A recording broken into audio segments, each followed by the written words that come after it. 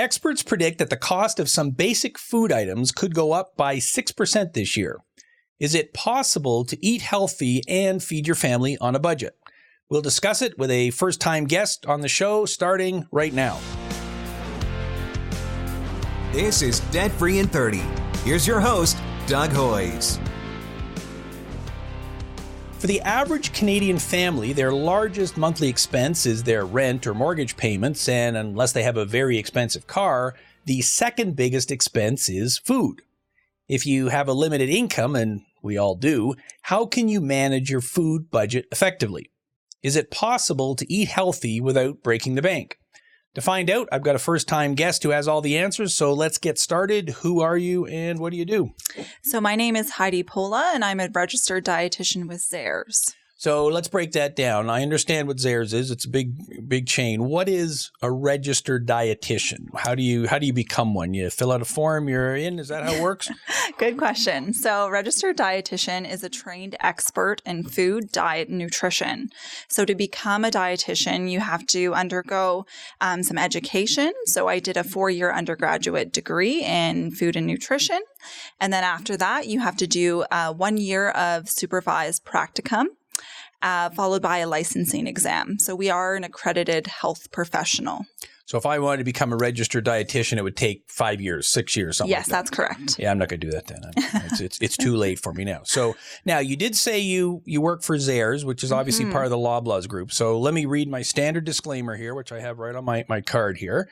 This is my show. I get to pick the guests. I don't pay for guests to be on the show, and guests can't pay to be on the show. This isn't a commercial for any grocery store, but Heidi's an expert in this area, so that's why we called you up and said, hey, can you come on the show? So with that background, I did some research.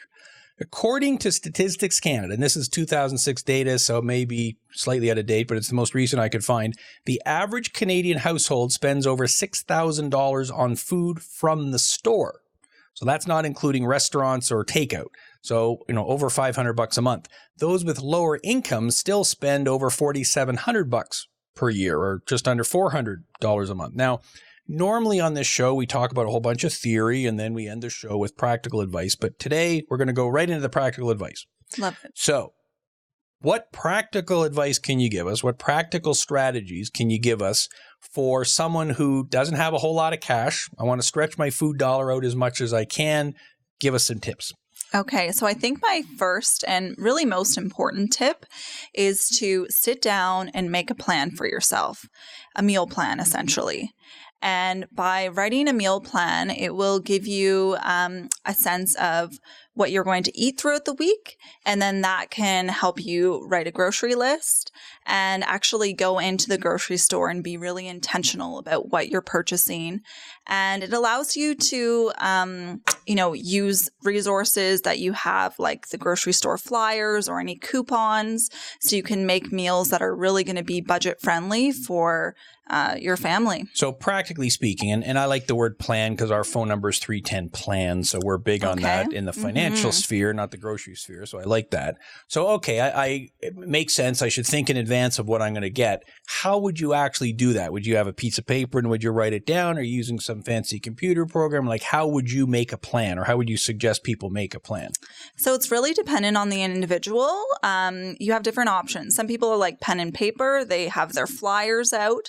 They buy groceries once a week, so they plan 7 days of meals ahead of time, or maybe they focus really on dinner if dinner is a struggle for them, right? Every night they get home from work, they're busy. They say, what are we going to eat? They've got their lunches and breakfasts down. So yeah, because I eat the same thing for breakfast every day. Not a whole lot of planning there. So I need to plan for it's really the dinners that are the big one. Sure. So, okay, that makes sense. Figure it all out. What are you going to do? What about, though, healthy eating? So healthy eating, yes. It's pretty easy to go to the grocery store and just, start buying stuff. But if I want to eat healthy, and, food costs a lot of money, and particularly in a place like Canada. I mean, in the winter, we're shipping it in from all over the world. So it's more costly than perhaps what it would be in the summer when you can just go to the local market and get it. So give me some tips for eating healthy, but still eating on a budget. Okay, great question. So a tip that I would have to offer here is remembering that frozen is just as nutritious as fresh. So if you do find during the winter there's not a lot of great looking produce, the prices are going up, then I would encourage you to go to the frozen aisle. It's even more convenient because oftentimes you don't even have to chop it up. It's ready to go. So incorporating more of those foods. So what kind of frozen thing would you buy typically? Frozen. I love frozen berries. I find berries are pricey most times of the year, except for, those key summer months. 2 weeks when they're exactly. fresh locally. Yes. So you buy your berries frozen, you put them in the freezer, eat them whenever you want. Mm-hmm. Easy peasy, nice and simple. Definitely. So right now we're recording this in the month of May. Mm-hmm. Now, of course, people are watching this on the interweb, months and months later, I'm sure. But in the spring in Canada, what should I put at the top of my list? Okay, so I would say asparagus is key. Mm-hmm. This actually just came out in store today. I was really excited to see that. Canadian asparagus. Definitely rhubarb as well. If you like to do some baking, stewed rhubarb on some yogurt can be really tasty. Or on my pancakes. Family loves rhubarb, and it's just that's not my thing. Yeah, but, some people love it or hate it. Yeah. So asparagus, rhubarb. How do I know? I guess other than just being educated, what's in season, what's fresh? Mm-hmm. Is it as simple as that? You just got to be educated? I would say just pay attention when you're shopping because the country of origin, even if the produce is more local, it will be indicated on the tag. So you'll see oftentimes local, you'll see Canadian, and that way you can be a little bit more in tune if what you're buying is grown close to home. And is there any advantage to buying stuff growing close to home? I mean, obviously, there may be a price advantage because they didn't have to be shipped from all over the world. Will it be more nutritious because it takes a day to ship it rather than a week, or is that really not a thing? That's a good question. So I think for consumers, it may taste better and fresher because it's not being shipped from a faraway location, but also the environmental benefits are phenomenal. So definitely it's less of a carbon footprint that we are putting on the environment. And you're supporting the local economy as well. So it's all good. It's all good. Yeah. So at this time of year, eat asparagus 3 times a week then if you want to, because in December, much more difficult to do then. I would say enjoy it when it's at its best because then it's going to be most enjoyable for you as well and tasty. We also have mushrooms coming out and radishes. So you've got a few options if you'd like to get some more variety. Yeah. And then you get bored of it, but then the next thing's out. So you switch over to that. It's exciting this time of year. So how do I know then what I should buy on sale or buy in bulk and what I really shouldn't be going for something like that? How do you make that decision? Definitely. So in general, if you are going to be purchasing produce in bulk, so for example, a bag of apples or a bag of potatoes, it's definitely going to be less expensive to do so in bulk. However, I would recommend going back to your meal planning and making sure you're actually going to use the produce because the worst is having food waste and then it's essentially your money going down the drain. So that's where, some meal planning I would definitely recommend and planning some meals around those key items that you're purchasing in bulk would be recommended. So if it's going to last for a week, don't buy a 2-week supply. That seems kind of obvious, but I guess I can see the temptation. If I buy that huge big bag of potatoes, and that's maybe a bad example because potatoes are going to last more than a couple of days, but there's no sense buying something that it's cheaper because I bought the huge bag, but then I end up throwing out 3/4 of the bag. Exactly. So potatoes, so let's say I do buy the big bag. Where do I store them? I think the best place to store them is in a cool, dry place. So if you have a fruit cellar or that kind of thing away from not right heat. beside the oven or on the kitchen where the sun shines in. And potatoes stored like that will last for a fairly long time, I would assume. Yeah. It's not like 2 weeks or anything like that. presumably the potatoes we're buying in the store now are many months old anyways. They were all grown in PEI or wherever. That's right. So they can last, but you just gotta store them correctly. Okay, now let's get into the hard question. These were all softball questions just to get you warmed up. Now I want to ask the real questions. So let's say that I have a family. You know, I got kids. I mean, I actually do, but this is a hypothetical question I'm asking. Can you give me an example of, you know, 1 or 2 nutritious meals that are relatively easy to cook, because I don't know how to cook, and that are still not, you know, wickedly expensive? So if it's okay, you know, Wednesday night dinner, middle of the week. Sure. Let's say there's 4 of us. What would you suggest as something that's not that hard to prepare? I mean, it's going to take time. I understand that. But, you know, not 5 hours to prepare kind of a thing, but is still cost effective and is actually going to taste good too. Definitely. And one of the things we haven't explored yet really is the plant-based proteins and the cost effectiveness of those proteins, or even your canned protein options. So definitely, if you see a sale, going back to your last question, buying canned beans and lentils in bulk, they last forever. It's one of the cheapest sources of protein on the market. Canned tuna is wonderful, canned salmon. So I would try and base some meals around those foods if possible. Something that's super family friendly would be, for instance, a tuna melt for dinner. So maybe you get a fresh baguette, have some canned tuna, some cheese on there, melt it in the oven, serve it up with some carrot sticks and some maybe some cucumber slices or cherry tomatoes.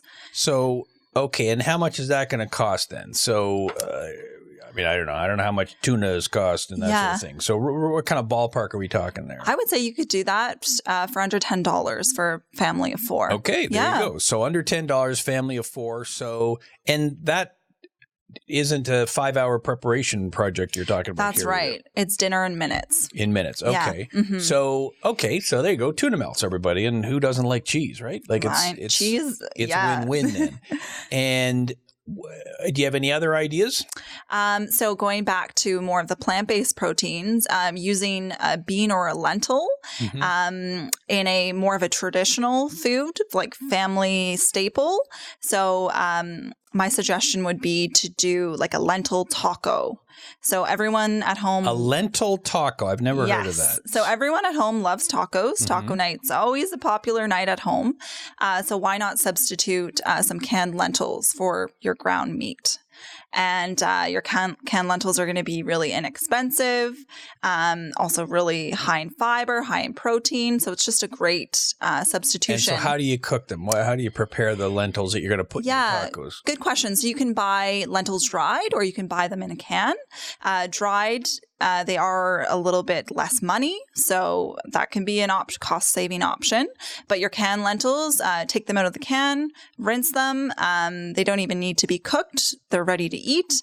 But I would suggest if you're going to have a warm taco, you want to put some taco seasoning in there, maybe some crushed canned tomatoes, and then you've got a taco mixture. So it's kind of similar to what you do if you were using beef or something else. Absolutely. But you're doing it with lentils. Yes. And I am not a vegetarian, so we're going to talk meat in a minute. But okay. So because plant-based protein. Okay, fine. But I want to talk meat, so we're gonna get to that. But this is a show about money and everything. So what other tips do you have to avoid overspending on food? So I think we already hit 1 or 2 here. Buy what you're going to eat. It's not exactly how you said it, but that was the concept, right? This stuff has an expiry in the next 10 days. Don't buy a 20-day supply.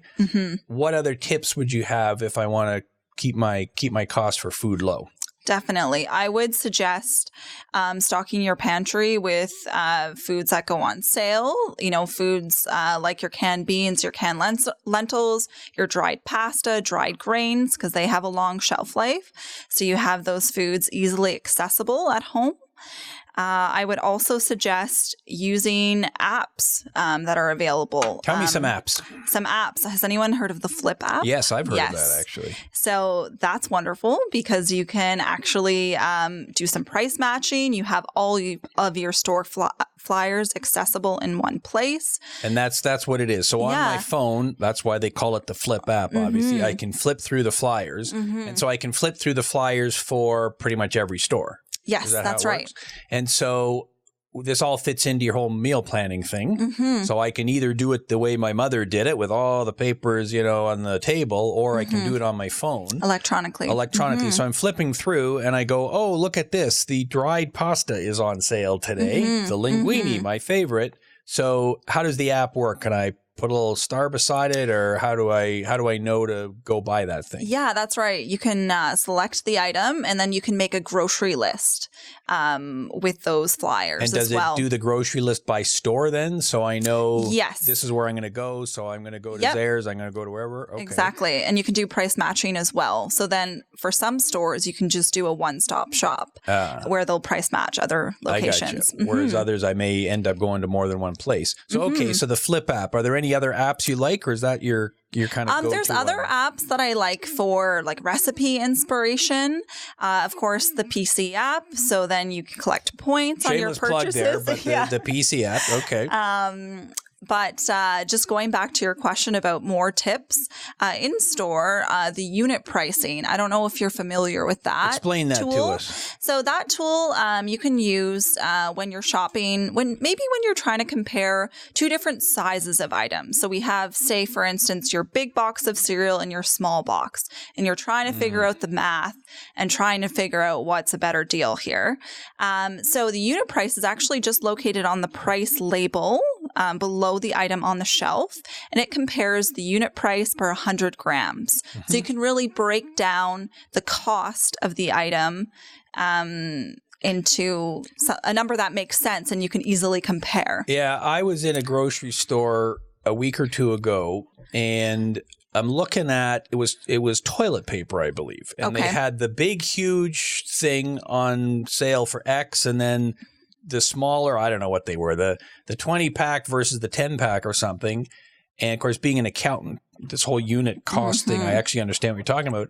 And the smaller one was actually cheaper. It's like, well, that doesn't make any sense at all. But I guess people, and maybe, I don't know, they'd run out of the other ones, or I don't know what the reason was. But in this particular case, if you actually took 30 seconds and thought about it, then you go, you know what? I'm going to buy two of the small ones rather than one of the big ones. I get just as much, but it's cheaper. So is that, again, carry a calculator with you or something like that? I mean, you got a calculator on your phone, right? So just do the math when you're comparing. Yes, definitely. Okay, so look at the unit price, use things like the Flip app, any other, money-saving tips? Sure. So definitely you could consider shopping for the no-name brands as well. So you still get the quality goods, but you're not paying the excessive amount for, the name brand prices.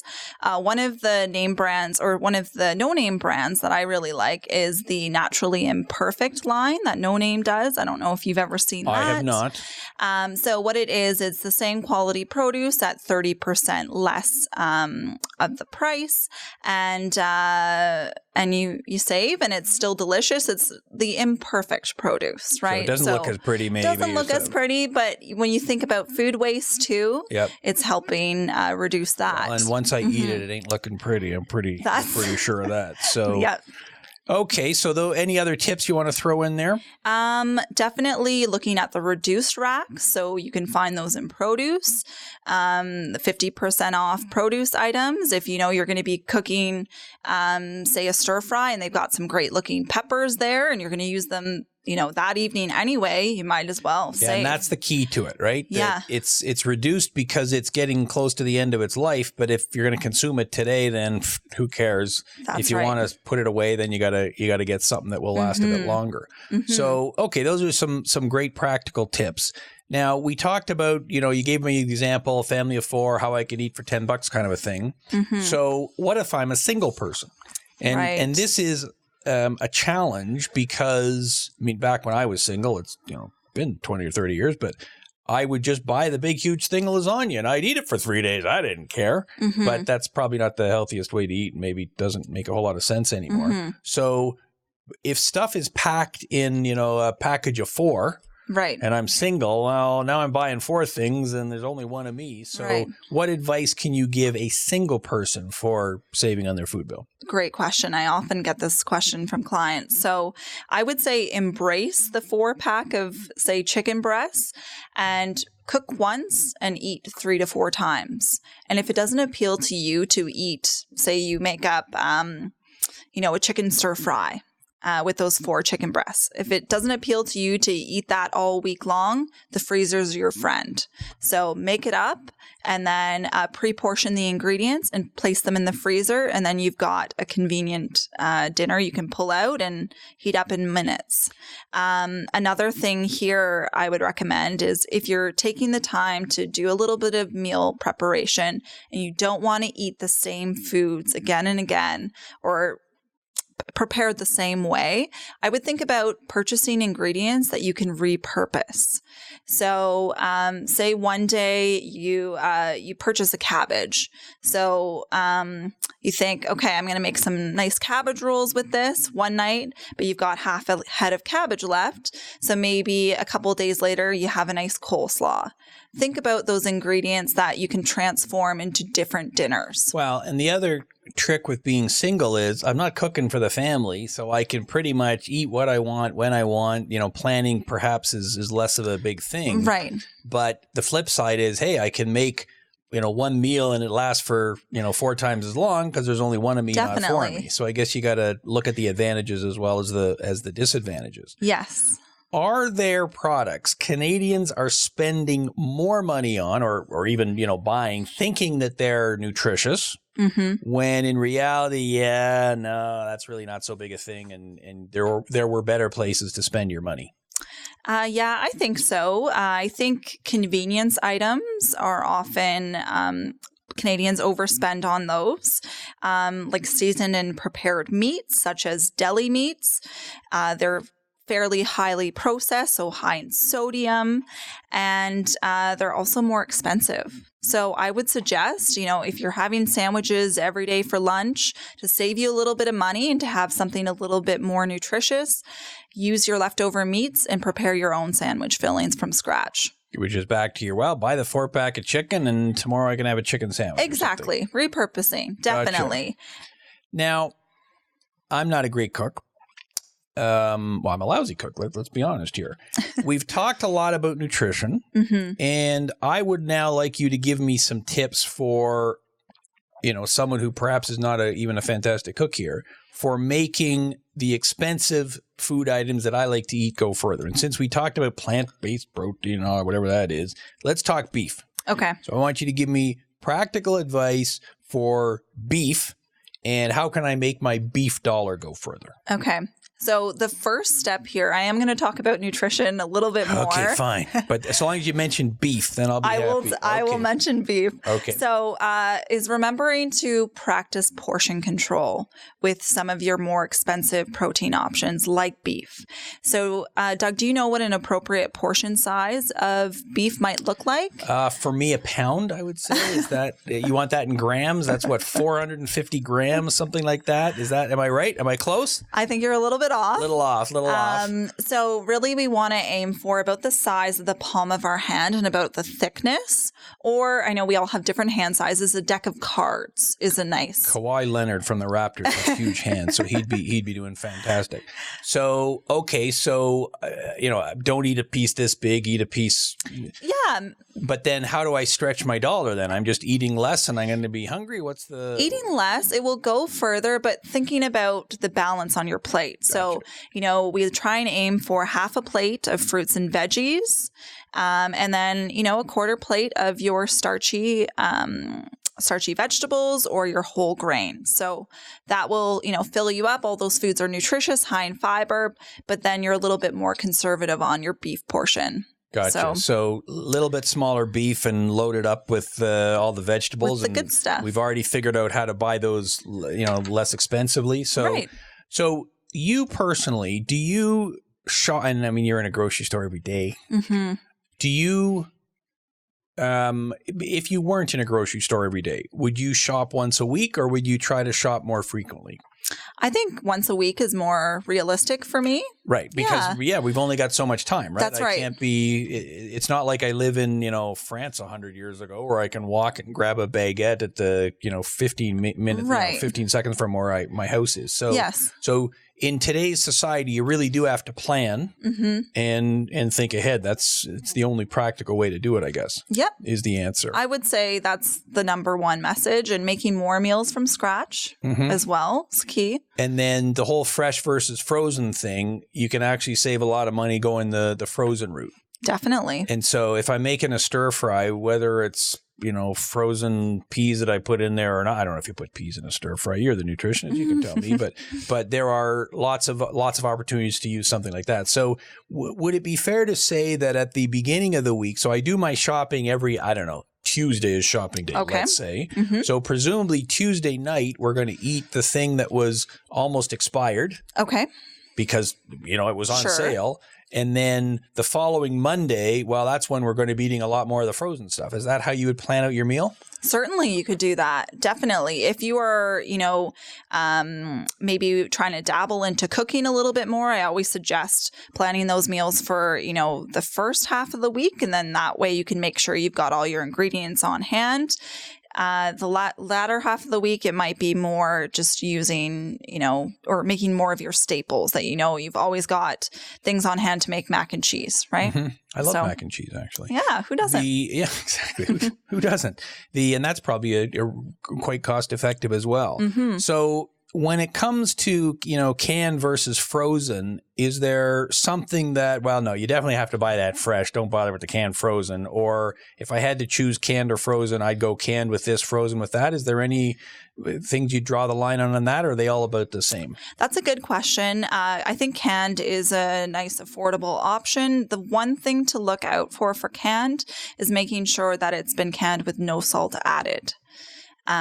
Oftentimes, as a preservative. Yeah, as a preservative and for flavor, food companies will add salt. And, if you're trying to make a healthy choice by having veggies and then there's a lot of hidden salt in there, it's good to be conscious of those choices. And most of the salt in our diet isn't coming from the salt shaker.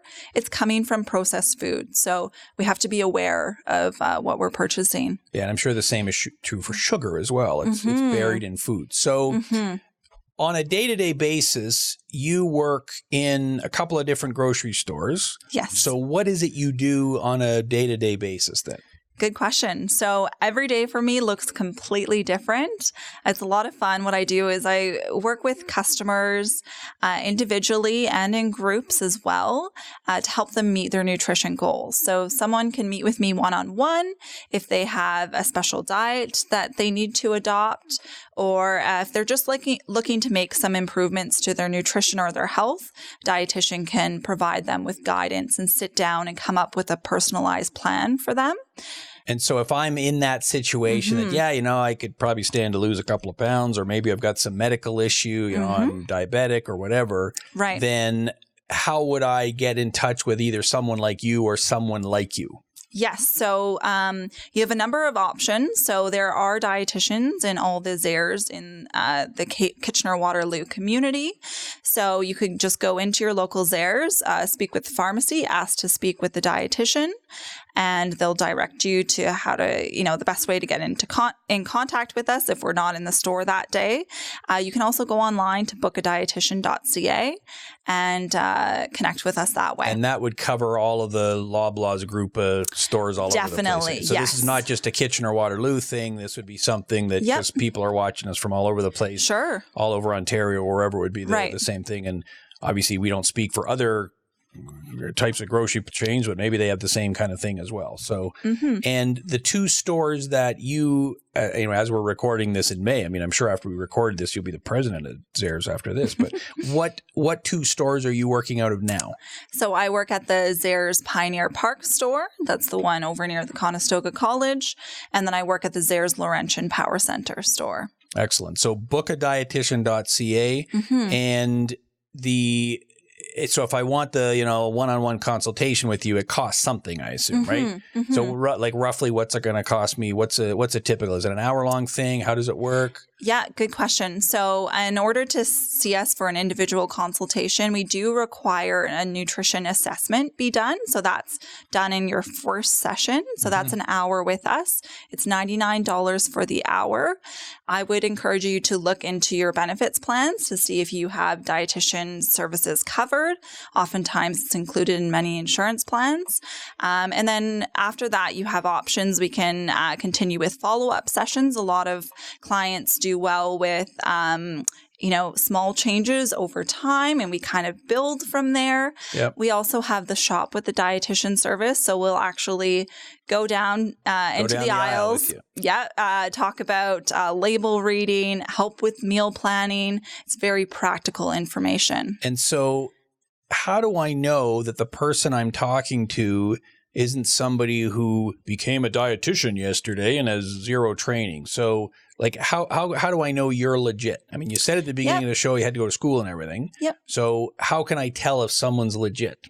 Yeah, great question. I think it's always good to, if you are seeing someone for nutrition advice, just to ask them about their educational background. Registered dietitians are a protected title. So we are governed by a college. And then, we have all that prerequisite of education and licensing exams that we have to do.